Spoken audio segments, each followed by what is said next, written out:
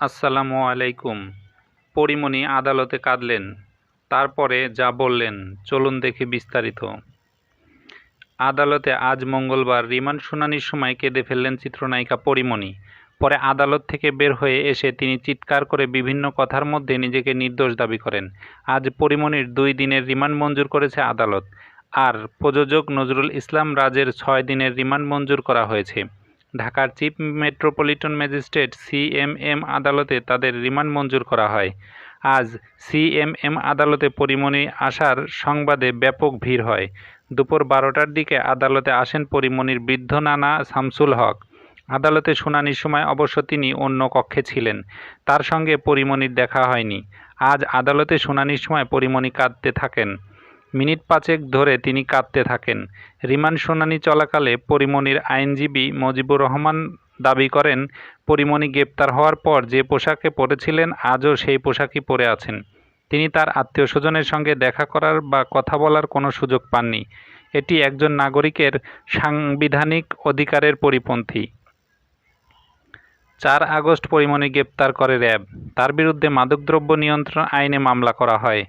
আজ আদালত 2 দিনের রিমান্ড মঞ্জুর করেন। এরপর আদালত থেকে বের হওয়ার পর পরীমনির উপস্থিত সাংবাদিকদের উদ্দেশ্যে চিৎকার করে বলতে থাকেন, আমার বিরুদ্ধে মামলা শতভাগ মিথ্যা। সাংবাদিক, আপনারা কি করছেন? পরীমনির বিরুদ্ধে মামলার বাদী হলেন র্যাব 1 এর কর্মকর্তা মোহাম্মদ মজিবুর রহমান। এই মামলার মজিবুর অভিযোগ করেন, 4 আগস্ট তিনি সহ র্যাব 1 এর সদস্যরা গুলশান 1 এর গোল চত্বরে অবস্থান করছিলেন।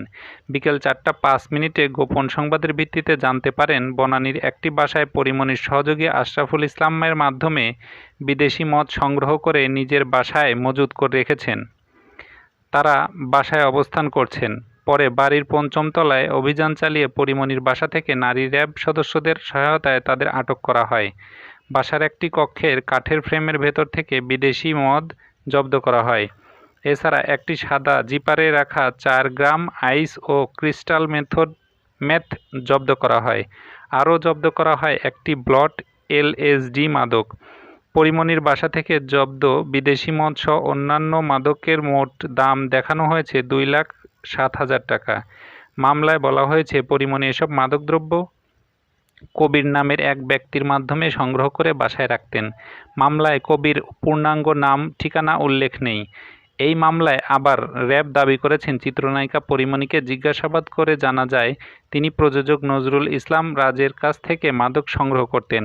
তবে পরীমনি ও আশরাফুল ইসলামের আইনজীবীরা আদালতে দাবি করেছেন, র্যাব বাসায় মাদক পাওয়ার অভিযোগে যে মামলা করেছে তা সঠিক নয়। আদালতে মাদকের উৎস নানা বিষয়ে উদ্ঘাটনের জন্য পরীমনির 4 দিনের রিমান্ড নিয়ে জিজ্ঞাসাবাদের অনুমতি দেন। রিমান্ড শেষে আবার পরীমনিকে আদালতে নেওয়া হয়।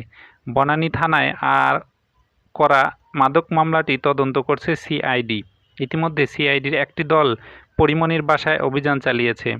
মাদকদ্রব্য নিয়ন্ত্রণ আইনে যে ধারায় পরীমনির বিরুদ্ধে অভিযোগ আনা হয়েছে তার রাষ্ট্রপক্ষ প্রমাণ করতে পারলে তার সর্বোচ্চ 5 বছরের কারাদণ্ড হতে পারে। এই ছিল বিস্তারিত।